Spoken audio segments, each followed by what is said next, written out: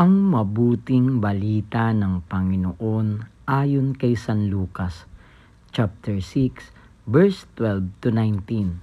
Noong panahong iyon, umahon si Jesus sa isang burol at magdamag doong nanalangin.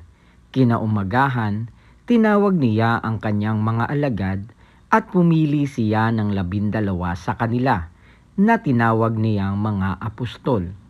Si Simon na pinangalanan niyang Pedro at si Andres na kanyang kapatid, sina Santiago, Juan, Felipe, Bartolome, Mateo, Tomas at Santiago na anak ni Alpeo, si Simon ang Makabayan, si Judas na anak ni Santiago at si Judas Iscariote na naging taksil.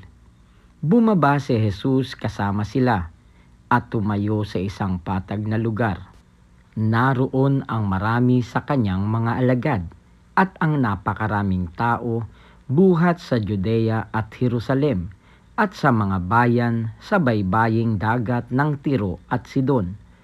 Pumaroon sila upang makinig sa kanya at mapagaling sa kanilang mga karamdaman. Pinagaling din niya ang mga pinahihirapan ng masasamang espiritu at sinikap ng lahat ng tao na mahipo siya sapagkat may taglay siyang kapangyarihang makapagpagaling ng lahat. Ang mabuting balita ng Panginoon. Pinupuri ka namin, Panginoong Hesukristo.